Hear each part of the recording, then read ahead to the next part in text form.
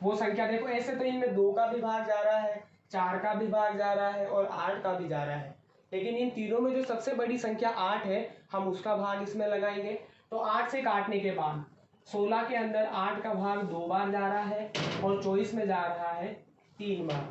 तो जो 16:24 का जो सरलतम अनुपात आएगा वो आएगा 2:3। इस प्रकार से आप अनुपातों को सरलतम रूप में लिख सकते हैं। दूसरा देखिए 75:100, वही तरीका है, वही क्रिया विधि है इसकी। पहले हम इसको भिन्न के रूप में लिखेंगे 75/100। अब इसको हम 25 के पहाड़े से काटेंगे। वैसे कर तो ये 5 से भी रहे हैं लेकिन हम इसको बड़ी संख्या से काटेंगे ताकि हमको एक ही बार में इसका सरलतम रूप प्राप्त हो जाए। तो 25 से काटते हैं 75 को तो ये जाएगा 3 बार, 25 या 75, और 100 को काटेंगे तो ये जाएगा 4 बार, तो ये हो जाएगा 25 चौके 100। तो 75:100 का जो सरलतम रूप निकल करके आएगा हमारे पास वो होगा 3:4। तो ये जो है वो 75:100 का सरलतम रूप है। तो पहला जो टाइप है क्वेश्चन का वो इस प्रकार का हमारी पुस्तकों में आता है कि दिए गए अनुपातों को उनके सरलतम रूप में लिखिए। इनको लिखने का जो तरीका है वो ध्यान में रखिए। दिए गए अनुपात को आप पहले भिन्न के रूप में लिखेंगे। भिन्न के रूप में लिखने के बाद दोनों संख्याओं के बारे में आपको सोचना है कि बड़ी से बड़ी संख्या से भाग लगाएं ताकि हमको एक ही बार में सरलतम रूप प्राप्त हो जाए। हमें अपने दिमाग में वो संख्या सोचनी है जो इन दोनों को एक साथ काट दे। काटते ही हमें जो प्राप्त होगा वो दिए गए अनुपातों का सरलतम रूप होगा। तो ये था पहला प्रकार जिस प्रकार के सवाल पूछे जाते हैं। दूसरा प्रकार लेते हैं हम। दूसरा प्रकार आता है अनुपात ज्ञात करना। हमें दो ऐसी राशियां दे रखी होती है जिन्हें हम एक दूसरे से परिवर्तित कर सकते हैं। देखिए दूसरा जो टाइप है टाइप 2, अनुपात ज्ञात करना। अनुपात ज्ञात करना कैसे प्रश्न पूछे जाते हैं देखिए। एक तो जैसे मान लीजिए आपसे ऐसे पूछ ले कि भाई 125 पैसे का अनुपात ज्ञात कीजिए 5 रुपए से। 125 पैसे का 5 रुपए से अनुपात ज्ञात कीजिए। एक हमसे पूछ सकता है 50 सेंटीमीटर का अनुपात ज्ञात कीजिए 1 मीटर से। एक और हमसे पूछ सकता है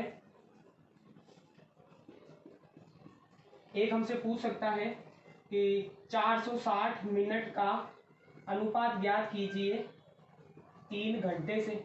तो ये 3 प्रकार के मैं आपको बता रहा हूँ, देखिए इनको आप कैसे सरल कर सकते हैं। तो सबसे पहले हम यहाँ पर देखते हैं कि ये जो राशि है 125 की वो है पैसों में और ये जो राशि है 5 वो है रुपए में। मेरा कहने का मतलब है हमें यहाँ पर दो राशियां दे रखी हैं, है तो दोनों मुद्रा की राशियां, करेंसी की राशियां, लेकिन पैसे और रुपए इनको हम बदल सकते हैं। तो हम क्या करेंगे, यहाँ पर अनुपात डायरेक्ट नहीं निकालेंगे, पहले हम रुपए को किस में बदलेंगे, पैसों में। कैसे करना है आपको, इसका तरीका देखिए, मेथड देखिए। सबसे पहले हम करेंगे यहाँ पर 125 पैसे लिखेंगे और ये जो आया है का लिखा हुआ, इसको हटा करके हम यहाँ पर लगा देंगे अनुपात का चिन्ह, क्योंकि हम यहाँ पर इनका अनुपात ज्ञात कर रहे हैं। और यहाँ पर लिखेंगे हम 5 और इसको रुपए में बदलने के लिए किससे गुणा करवाएंगे, 100 से, ताकि ये भी किस में बदल जाएगा, पैसे में। अभी हमने पीछे पढ़ा था रुपयों को पैसे में बदलने के लिए या मीटर को सेंटीमीटर में बदलने के लिए 100 से गुणा करते हैं। तो देखिए क्या बनेगा, यहाँ पर ये हो जाएगा 125 पैसे और यहाँ पर 5 का 100 से गुणा करने पर ये बन जाएगा 500 पैसे। अब देखिए यहाँ पर भी इकाई पैसे की आ गई है और यहाँ पर भी इकाई पैसे की आ गई है, पैसे से पैसे कट जाएगा। यहाँ पर एक और बात आपको बताना चाहूंगा, अनुपात का कोई मात्रक नहीं होता, अनुपात एक मात्रकहीन राशि होती है, एक मात्रकहीन है। 125 और 500 पैसे। अब इनका सरलतम अनुपात निकालने के लिए हम इनको भिन्न के रूप में लिखेंगे, 125/500। अब वो बड़ी से बड़ी संख्या सोचेंगे जो इन दोनों को, 125 को भी और 500 को भी एक साथ काट दे, वो संख्या है 25। तो 125 में जब हम 25 का भाग लगाएंगे तो वो जाएगा 5 बार, है ना, और इसमें हम लगाएंगे 500 में तो वो जाएगा आपके 20 बार। 25 एकम 25, 25 दूना 50, 50 में 25 का भाग 2 बार गया और ये वाली जो जीरो थी यहाँ पर लग गई। अब ध्यान से देखिए, अभी तक अनुपात का सरलतम रूप नहीं आया है और अभी हमने महत्वपूर्ण तथ्य में पढ़ा था कि हो सके उतना अनुपात को उसके सरलतम रूप में लिखिए। तो 5 और बटा में 20 है, इसको हम और क्या काट सकते हैं, हम 5 के अंदर 5 का भाग लगाएंगे 1 बार और 20 में 5 का भाग लगाएंगे 4 बार। तो ये जो 1:4 आया है वो जो है ऐसे प्रश्न का हल है। तो 125 पैसे और 5 रुपए का जो अनुपात निकल के आएगा सरलतम रूप में वो आएगा 1:4। दूसरा देखिए एक और इसका उदाहरण, हमारे पास है 50 सेंटीमीटर और 1 मीटर, हम दो को इनका अनुपात निकालना है। तो बेसिकली यही तरीका है इनको करने का। सबसे पहले हम क्या करेंगे, 50 सेंटीमीटर जो का त्यों लिखेंगे, का को हटा करके यहाँ पर हम लगा देंगे अनुपात का निशान, क्योंकि हम अनुपात ज्ञात कर रहे हैं। उसके बाद 1 मीटर है, अब मीटर को किस में बदलेंगे हम, सेंटीमीटर में। तो इसके लिए हम क्या करेंगे, 100 से गुना करेंगे। तो 1 को हम किससे गुना करवा देंगे, 100 से, ताकि ये भी किस में बदल जाए, सेंटीमीटर में। तो वापस हम इसको एक बार लिखेंगे 50 सेंटीमीटर अनुपात 100 का और 1 का गुना कराने पर ये बन जाएगा 100 सेंटीमीटर। दोनों तरफ जो इकाइयां हैं सेंटीमीटर सेंटीमीटर समान हो गई और ये कट जाएंगी, सेंटीमीटर से सेंटीमीटर कट जाएगा। अब सरलतम अनुपात में लाने के लिए हम इसको भिन्न में लिखेंगे, तो ये हो जाएगा 50 बटा में 100, 0 से 0 यहाँ काट देंगे, हमारे पास बचा ऊपर 5 और नीचे बचा है 10। 5 का 5 में भाग 1 बार जा रहा है और 10 में गया है 2 बार, तो ये आ जाएगा निकल करके 1:2। तो ऐसे प्रश्न का उत्तर ये होगा। यहाँ तक आपको छोड़ देना है। एक समय वाला भी देख लेते हैं उदाहरण, या इसको थोड़ा ऊपर लिखते हैं ताकि आपको आसानी से दिखे। ये मैं इसको थोड़ा मिटा रहा हूं यहाँ पर।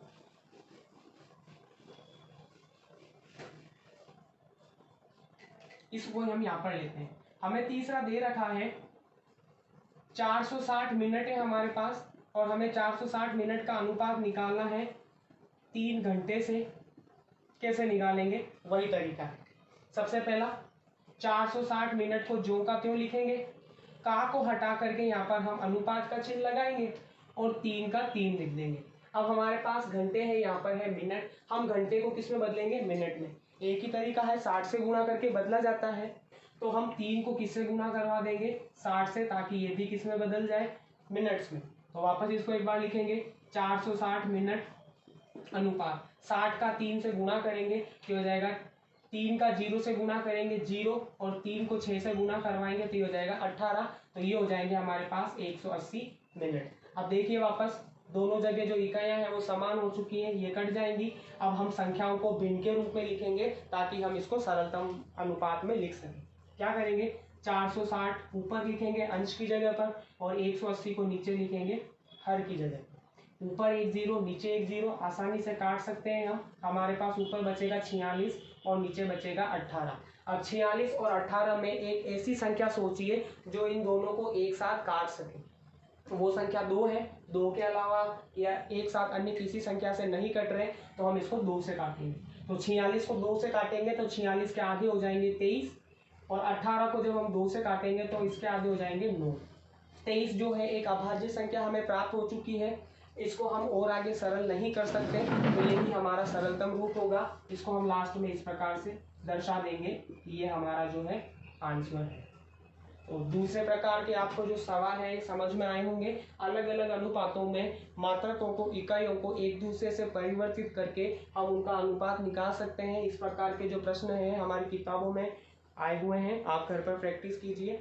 एक अंतिम जो है इसका तीसरा टाइप जो है वो पूछा जाता है बंटवारे का, वो भी देख लेते हैं हम।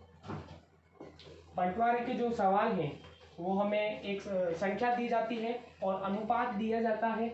उस अनुपात के अनुसार हमें बंटवारा करना होता है। हम बंटवारा किसी भी वस्तु का, रुपयों का, पैसों का कर सकते हैं।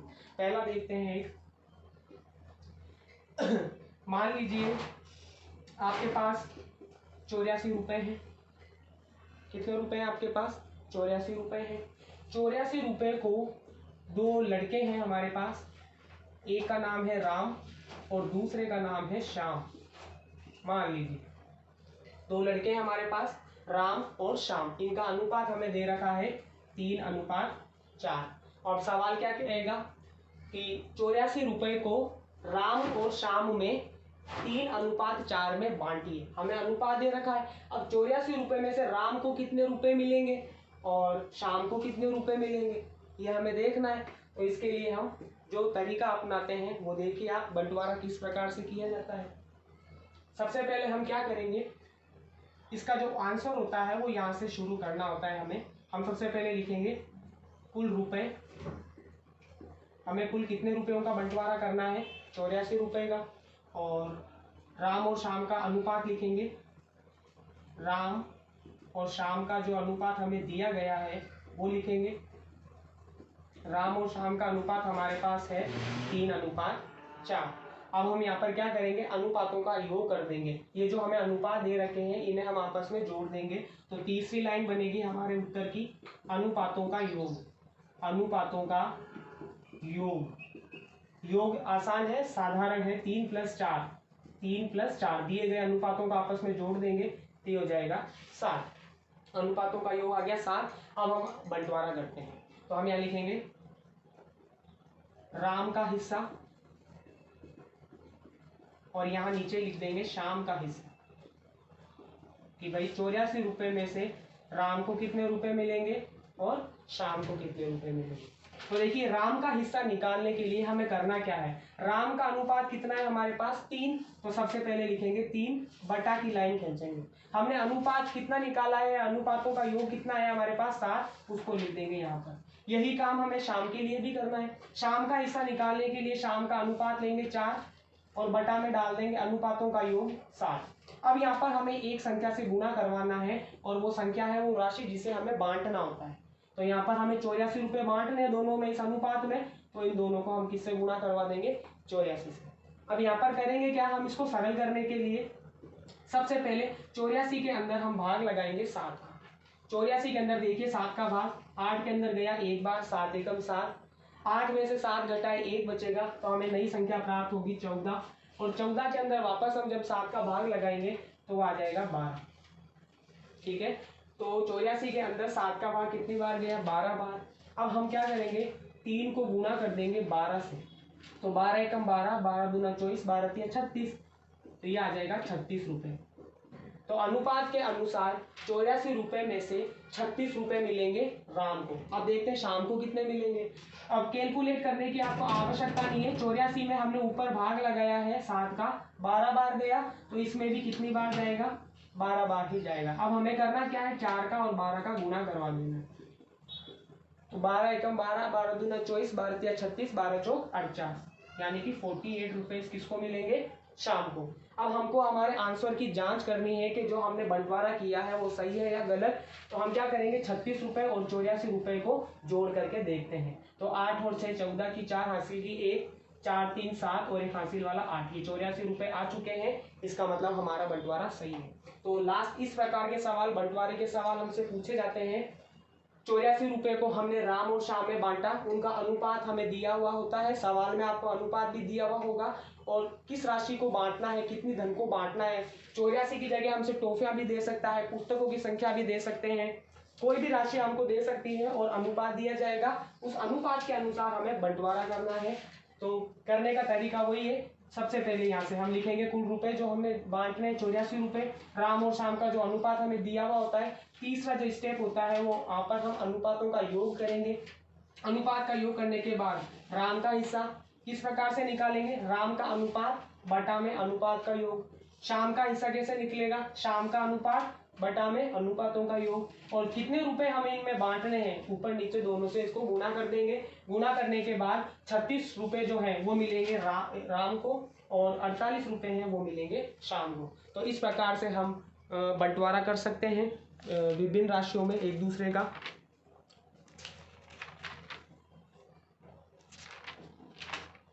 तो ये था आज का हमारा टॉपिक, इसको पार्ट 1 बना करके समझिए आप। अभी प्रोपोर्शन हमने नहीं पढ़ा है, ना ही हमने छेड़ा है।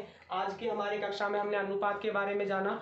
अनुपात का उपयोग हमारे दैनिक जीवन में भी बहुत ही हाई लेवल पर किया जाता है और गणित में इसके किस प्रकार से उपयोग किए जाते हैं वो भी हमने देखे। अनुपात के बारे में जो पॉइंट ऑफ व्यू है, महत्वपूर्ण तथ्य हैं, वो भी हमने जाने। अनुपात के ऊपर हमारे सिलेबस के अकॉर्डिंग किस प्रकार के प्रश्न बनते हैं, मेन 3 प्रकार के सवाल बनते हैं। एक तो आता है सरलतम रूप में लिखने वाला, दूसरा आता है अनुपात ज्ञात करने वाला और तीसरा आता है इस प्रकार से बंटवारे करने वाला। उम्मीद करता हूँ आपको समझ में आए होंगे।